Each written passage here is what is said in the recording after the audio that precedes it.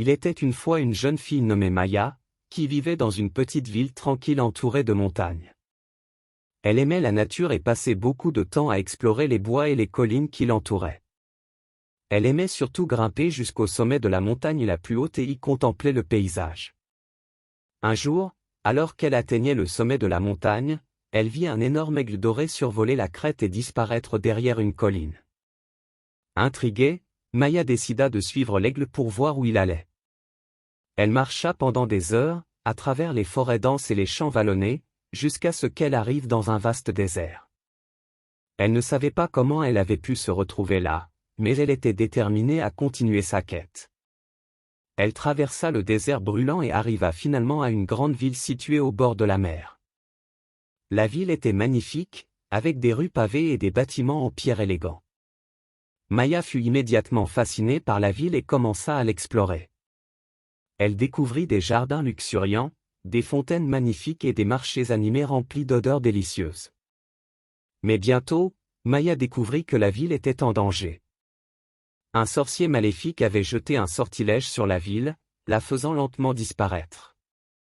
Les habitants étaient désespérés, ne sachant pas quoi faire. Maya, qui avait un cœur courageux et un esprit aventureux, décida d'aider les habitants à vaincre le sorcier. Elle rencontra des gens formidables qui l'aidèrent dans sa quête, notamment un vieux magicien sage et un groupe de rebelles intrépides. Ils se lancèrent dans une aventure passionnante pour trouver les ingrédients nécessaires pour briser le sortilège. Ils traversèrent des montagnes escarpées, des forêts sombres et des mers agitées pour trouver les ingrédients dont ils avaient besoin. Finalement, ils réussirent à briser le sortilège et la ville retrouva sa beauté d'antan. Les habitants étaient ravis et remercièrent Maya et ses compagnons pour leur courage et leur détermination. Maya avait réussi là où les autres avaient échoué, grâce à son esprit aventureux et sa volonté de faire le bien. Et voilà, c'est l'histoire de Maya et de son aventure pour sauver la ville enchantée. Deuxième histoire. Il était une fois, dans un royaume lointain, un jeune prince nommé Alexander. Il avait grandi dans le confort et la sécurité du palais royal, mais il avait toujours été fasciné par le monde extérieur. Il rêvait de voyager, de découvrir de nouveaux endroits et de rencontrer de nouvelles personnes. Un jour, alors qu'Alexander se promenait dans les jardins du palais, il rencontra une jeune fille nommée Isabella. Elle était belle et intelligente, et ils devinrent rapidement amis. Isabella venait d'une famille pauvre qui vivait dans le village voisin, et Alexander fut choqué d'apprendre à quel point la vie était difficile pour elle et sa famille. Déterminé à aider Isabella et sa famille, Alexander décida de voyager à travers le royaume pour rencontrer les gens et découvrir leurs problèmes. Il prit un petit sac à dos et un cheval, et se mit en route. Il rencontra des paysans qui luttaient pour nourrir leur famille, des artisans qui peinaient pour vendre leurs marchandises et des vagabonds qui étaient abandonnés par la société. Alexander était bouleversé par leur situation et décida de faire tout ce qu'il pouvait pour les aider. Il commença par apporter de la nourriture et des vêtements aux plus démunis, mais il réalisa bientôt que cela ne suffisait pas. Il décida de se lancer dans des projets plus ambitieux pour améliorer les conditions de vie des gens, comme la construction de ponts et de routes, la création de puits d'eau potable et l'installation de systèmes d'irrigation. Alexander avait toujours été un bon orateur, et il utilisa cette compétence pour convaincre les riches et les puissants de l'aider dans ses projets. Bientôt, il avait rassemblé une équipe de bénévoles dévoués, des ingénieurs et des artisans qui travaillaient ensemble pour améliorer la vie des gens. Alexander avait finalement trouvé sa véritable vocation, aider les autres. Il continua à voyager à travers le royaume, rencontrant des gens et travaillant à améliorer leurs conditions de vie.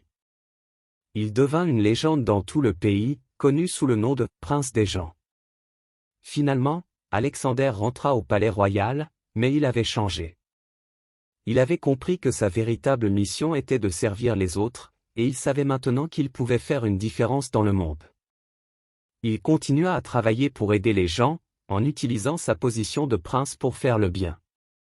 Et voilà, c'est l'histoire d'Alexander, le prince qui a choisi de voyager à travers le royaume pour aider les gens. Troisième histoire. Il était une fois, dans une petite ville paisible au bord de la mer, une jeune fille nommée Lila. Elle était la plus jeune de 3 enfants, et avait souvent l'impression d'être mise de côté par sa famille.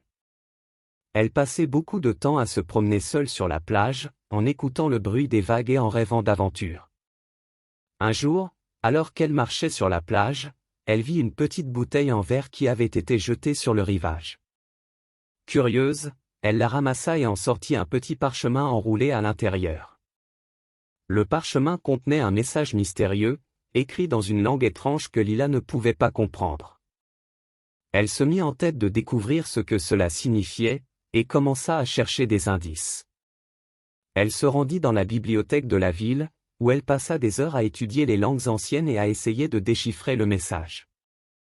Finalement, elle découvrit que le message provenait d'un ancien navire de pirates qui avait coulé au large de la côte il y a des années. Déterminée à découvrir la vérité, Lila convainquit ses frères de l'accompagner dans une expédition de plongée pour chercher l'épave du navire. Ils achetèrent des équipements de plongée et se préparèrent pour leur aventure. Ils passèrent des jours entiers à explorer les fonds marins, à la recherche du navire perdu. Finalement, ils découvrirent une épave enfouie sous les rochers, à plusieurs mètres de profondeur. Ils descendirent avec précaution et commencèrent à explorer les débris. Ils trouvèrent des pièces d'or, des bijoux, des armes rouillées et d'autres trésors perdus depuis longtemps. Mais ce qu'ils cherchaient, c'était la clé pour déchiffrer le message mystérieux. Finalement, Lila trouva une petite boîte en métal enfouie sous les débris. Elle l'ouvrit avec précaution et trouva un petit parchemin à l'intérieur, avec un code secret qui lui permit de traduire le message. Le message était un indice pour trouver un autre trésor caché sur la plage, près d'une grotte cachée. Lila et ses frères se mirent immédiatement en route, suivant les indices jusqu'à la grotte. Là, ils trouvèrent un coffre rempli de pièces d'or, de bijoux précieux et d'autres trésors inestimables. Lila et ses frères furent récompensés pour leur courage et leur détermination. Ils partagèrent leurs trésors avec leurs familles et leurs amis, et devinrent des héros dans leur ville. Lila avait enfin réalisé son rêve d'aventure, et avait découvert que la vraie richesse était l'aventure et l'amour de sa famille. Et voilà, j'espère que vous avez apprécié cette histoire plus longue de Lila et sa quête pour trouver le trésor perdu. Après avoir découvert le trésor perdu, Lila et sa famille ont décidé de partager leur fortune avec la communauté. Ils ont investi une partie de l'argent pour aider à construire une nouvelle bibliothèque, avec des livres et des ressources pour les enfants et les adultes. Lila, quant à elle, a été inspirée par sa quête de trésor et a décidé de poursuivre ses rêves d'aventure. Elle a commencé à voyager à travers le monde, cherchant de nouveaux défis et des trésors cachés. Au fil des années, Lila a visité de nombreux endroits incroyables, de la jungle amazonienne au désert d'Afrique. Elle a rencontré des gens fascinants et découvert des cultures étranges et merveilleuses. Mais malgré toutes les aventures qu'elle a vécues, Lila n'a jamais oublié sa famille et sa ville natale. Elle a gardé un lien fort avec eux, et est souvent revenue pour aider et soutenir la communauté. Finalement, Lila a décidé de s'installer définitivement dans sa ville natale, où elle a ouvert une boutique de souvenirs pour partager les trésors qu'elle a découverts au fil des ans. Elle a également continué à encourager les enfants de la ville à poursuivre leurs rêves et à explorer le monde. Lila a prouvé que, même si on vient d'un petit endroit, on peut avoir de grandes aventures et accomplir de grandes choses. Elle a également montré que la vraie richesse n'est pas dans l'argent ou les objets précieux, mais dans les expériences et les liens avec les autres. 4e histoire.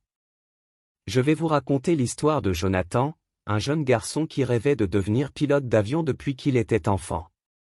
Son grand-père, qui avait également une passion pour l'aviation, lui avait enseigné tout ce qu'il savait sur les avions et avait encouragé Jonathan à poursuivre ses rêves. Lorsque Jonathan a atteint l'âge de 18 ans, il a décidé de quitter sa ville natale pour suivre une formation de pilote dans une école renommée à l'étranger. Il a travaillé dur pour obtenir ses licences de pilote et de mécanicien aéronautique. Après avoir terminé sa formation, Jonathan a commencé à chercher du travail dans le monde de l'aviation. Il a envoyé des centaines de CV et lettres de motivation, mais a reçu peu de réponses positives. Un jour, cependant, il a reçu une invitation pour une entrevue dans une compagnie aérienne renommée. Jonathan a mis toutes les chances de son côté pour cette entrevue, préparant des réponses à toutes les questions possibles et imaginables. Lors de l'entrevue, Jonathan a impressionné les recruteurs avec ses connaissances techniques, sa passion pour l'aviation et son désir d'apprendre et de progresser dans sa carrière. Quelques jours plus tard, il a reçu un appel pour lui annoncer qu'il avait été embauché comme pilote chez cette compagnie aérienne. Jonathan était ravi de commencer sa carrière de pilote, mais il savait que cela allait être un défi. Il a travaillé dur pour se perfectionner dans sa nouvelle fonction et a rapidement gravi les échelons au sein de la compagnie. Au fil des années, Jonathan a eu la chance de piloter des avions de plus en plus grands et plus avancés technologiquement. Il a voyagé dans le monde entier et a vécu des aventures incroyables. Cependant, malgré son succès professionnel, Jonathan a toujours été humble et reconnaissant envers les gens qui l'ont aidé à réaliser son rêve. Il est resté en contact avec son grand-père et lui a rendu visite régulièrement pour partager ses histoires et ses réalisations. Finalement, après une longue carrière en tant que pilote, Jonathan a pris sa retraite et est revenu dans sa ville natale pour se consacrer à sa famille et à ses amis. Il a partagé son expérience et sa sagesse avec les jeunes qui rêvaient également de devenir des pilotes et les a encouragés à poursuivre leurs rêves, quel que soit le défi à surmonter. 5e histoire. Il était une fois une jeune fille nommée Marie qui vivait dans une petite ville au milieu de la forêt. Marie était connue pour son imagination débordante et son amour pour les histoires fantastiques. Elle passait des heures à lire des livres de contes de fées et à imaginer des mondes magiques remplis de créatures fantastiques. Un jour, Marie a décidé de créer son propre conte de fées en écrivant une histoire. Elle a travaillé dur sur son histoire, y consacrant chaque moment libre de son temps.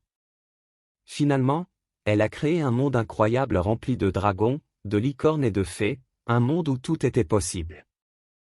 Un soir, Marie a emmené son histoire dans la forêt pour la lire sous les étoiles.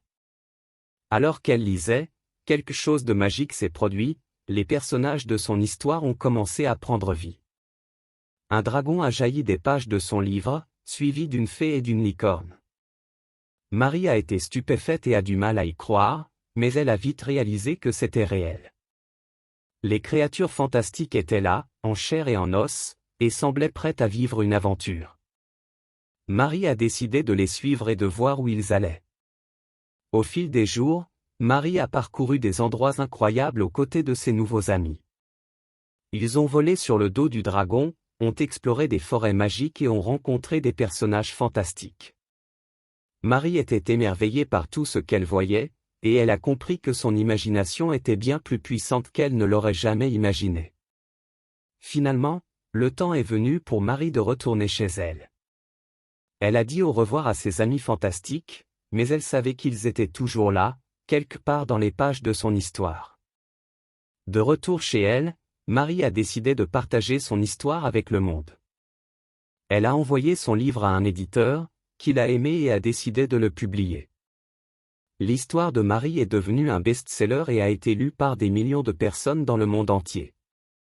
Marie était fière de son travail, mais elle savait que le véritable succès était de voir les gens se perdre dans son monde fantastique, de leur permettre d'échapper à la réalité pour un moment et de rêver de choses merveilleuses.